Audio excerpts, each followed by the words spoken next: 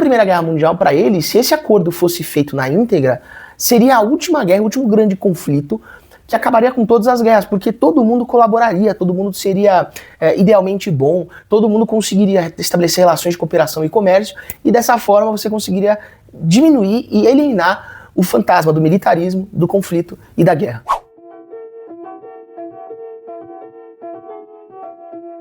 Fala galera, tudo bem com vocês? Eu sou o João, sejam muito bem-vindos, sejam muito bem-vindas ao canal Desafios de Clio, e no vídeo de hoje a gente vai falar um pouquinho sobre os 14 pontos de Wilson e qual que é o impacto dele tanto para a formação dos acordos após a Primeira Guerra Mundial e para as relações internacionais. A primeira coisa que a gente precisa lembrar, os Estados Unidos ele rompe a sua neutralidade militar no período da Primeira Guerra Mundial, e até ele já tinha rompido a sua neutralidade econômica vendendo itens, munição, armamentos para a Tríplice Entente e financiando também a Tríplice Entente, como a gente falou lá no vídeo de 1917, o começo do fim, onde os Estados Unidos vão deixar de ser um país observador e vai passar a atuar como uma potência na guerra e envia tropas na primavera de 1918 para justamente apoiar as forças da Tríplice Entente. Em 8 de janeiro de 1918, o presidente norte-americano, o Woodrow Wilson, vai publicar um documento que vai ser denominado os 14 pontos para a paz e que ficou eternizado como os 14 pontos de Wilson. Nesse texto, o Wilson ele vai dizer que eram necessários algumas coisas práticas e outras até um tanto idealistas para tentar resolver o problema da guerra e tornar o mundo um lugar de paz, um lugar mais harmonioso, onde todo mundo colaborasse, cooperasse e não tivesse mais conflito. No geral, a ideia era os 14 pontos servir de inspiração para um acordo de paz. E o Wilson ele acreditava que se os 14 pontos fossem aplicados, ele acreditava que você poderia alcançar um acordo, uma paz sem vencedores, né? E ele dizia que isso era importante porque caso houvesse algum tipo de paz que colocasse vencedores e vencidos, isso poderia gerar um sistema de revanche. O Wilson também afirmava que para justamente os sistemas econômicos e políticos dos Estados-nação diminuírem a sua militaridade, seria justamente você criar governos com maior participação popular. Então, nesse cenário, a esperança que ele acreditava era que com a Primeira Guerra Mundial acontecesse uma popularização dos regimes democráticos, e como a gente já falou no vídeo de consequências da Primeira Guerra Mundial, isso foi uma coisa que foi acontecendo principalmente nos grandes impérios das potências centrais. Então a Alemanha foi substituída por uma república, a Áustria foi substituída por uma república, a Hungria foi transformada numa república, a Turquia se desmembrou e formou uma república, né? Então, nesse sentido, todos os países começaram a se tornar países mais democráticos. E que na visão dele, e de muitos autores da época, quanto mais democrático fosse o sistema, melhor seria, porque é um governo que depende da opinião pública. Então seria um governo que ele não ia se meter em guerra, porque ele corria o risco de não ganhar as próximas eleições. Então isso vai ser muito importante para tentar facilitar e diminuir o impacto da guerra. Em terceiro lugar, ele vai dizer que você tinha que ter uma autodeterminação para a paz. Cada país, cada estado, cada governante tinha que ter um compromisso em manter a cooperação e a paz internacional. E por fim, a Primeira Guerra Mundial, para ele, se esse acordo fosse feito na íntegra, seria a última guerra, o último grande conflito que acabaria com todas as guerras, porque todo mundo colaboraria, todo mundo seria idealmente bom, todo mundo conseguiria estabelecer relações de cooperação e comércio, e dessa forma você conseguiria diminuir e eliminar o fantasma do militarismo, do conflito e da guerra. O primeiro ponto, o Wilson vai dizer o seguinte: ele é a favor do fim dos acordos secretos. Talvez esse seja uma grande contribuição dos 14 pontos de Wilson, é justamente o fim dos acordos diplomáticos entre países. Por quê? No final do século XIX, o Bismarck, primeiro-ministro alemão, como a gente já falou lá no vídeo de unificação alemã, ele vai ser o cara que ele vai começar a costurar acordos. Ele faz em câmaras secretas, ele faz aí sim em chás, em almoços. Esses acordos eles vão ser costurados de forma velada, de forma secreta. Então muitos entraves ali que rolaram no final do século XIX e na Primeira Guerra Mundial, eles derivam de acordos secretos que foram firmados entre as potências. Ou mesmo, por exemplo, o caso da Itália, que virou de lado. A Itália, até 1915, era um estado aliado da Alemanha e da Áustria-Hungria e que vai virar de lado para a Tríplice Entente com acordos secretos assinados com a França. Então, o Wilson vai dizer que os acordos secretos devem acabar.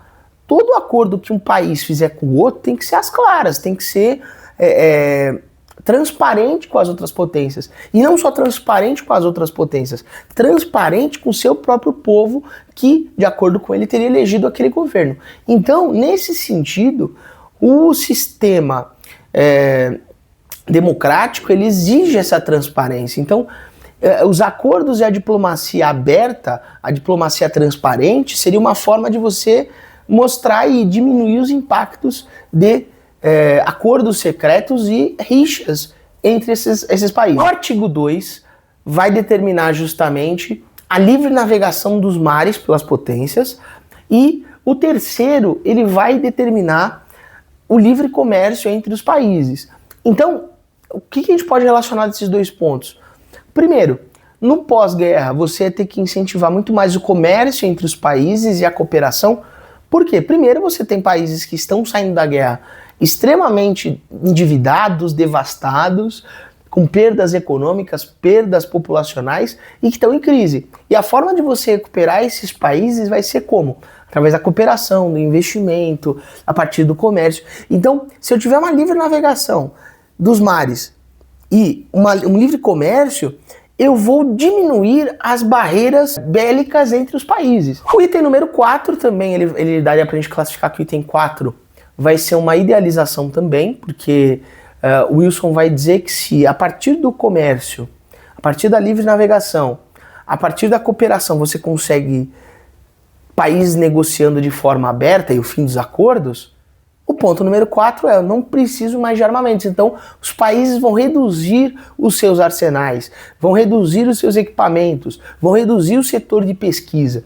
Então, uma das grandes críticas aos 14 pontos é justamente essa necessidade de afirmar que vai acontecer uma redução de armamentos. Então, isso vai ser considerado, para muitos, um ponto extremamente idealista, não só do ponto de vista das relações internacionais, mas idealista no sentido de que no mundo ideal as pessoas deixariam de tretar e iriam negociar mais. O ponto número 5. Esse ponto número 5 ele está só como ponto porque ele vai dizer que era necessária a autodeterminação dos povos colonizados. Por povos colonizados estamos nos referindo a quem? As localizações na África e na Ásia que vão ser fatiadas ali durante o período do imperialismo, como a gente já falou no vídeo de imperialismo na Ásia e a questão da Conferência de Berlim também. Então, nesses dois casos, essa autodeterminação também ela vai ser uma idealização do próprio Wilson, né? E, obviamente, está tudo meio que interligado, porque a partir do momento que você garantisse uma autodeterminação e que se esses povos ficassem independentes, você abriria mais países para mais comércio, para mais liberdade e mais acordos abertos entre as pessoas. Então, na teoria, o acordo, os 14 pontos de Wilson, eles tinham um total precedente e total sentido, porque eles se interlaçavam para poder se organizar dessa forma. Agora a gente vai entrar em 3 pontos que vão ser extremamente práticos. O ponto 6 vai determinar a evacuação das tropas alemãs do território russo. Depois, o ponto 7 ele vai determinar a retirada das tropas de território da Bélgica. E ponto número 8 vai ser justamente a retirada das tropas alemãs dos Balcãs. Então, para se alcançar a paz, você precisava retirar tropas de parar de ocupar territórios e lutar em territórios estrangeiros. Número 9, ele vai defender justamente o reajuste das fronteiras nacionais da Itália a partir de uma identificação nacional. Então, o Wilson, de certa forma indireta, ele vai defender justamente a realocação daqueles territórios que eram italianos e que desde século XVI, XVII, XVIII estavam sob domínio austríaco e que não foram dominados lá na unificação italiana do século XIX, principalmente a parte do Nordeste italiano, que faz fronteira com os Balcãs, a Áustria e a Hungria. Aliás, esse era um dos motivos da Itália trocar de lado na Primeira Guerra Mundial, porque ela tinha treta com a Áustria e a Hungria sobre a posse desses territórios. O 10º ponto, ele vai trabalhar justamente com o conceito de autodeterminação dos povos para todas aquelas minorias étnicas que estavam sendo oprimidas pelo Império Austro-Húngaro. Então, sérvios, eslovenos, croatas, entre os outros povos balcânicos que existiam dentro do Império Austro-Húngaro, pro Wilson, esses povos deveriam ter a sua autodeterminação e a possibilidade de formar os seus estados nacionais. Ponto número 11. Evacuação de tropas alemãs da Alsácia-Lorena. Porque, historicamente, a Alsácia-Lorena é um território que passou mais tempo na mão da França do que da Alemanha. Então, a Alemanha ter tropas nessa região seria um problema para se alcançar a paz verdadeira. Ponto número 12. O Wilson vai estender essa discussão da autodeterminação e dos povos que estavam sob domínio dos turco-otomanos. Então isso é muito importante ser lembrado, que a ideia dele era garantir que todos aqueles povos dominados no Oriente Médio formassem os seus estados autônomos.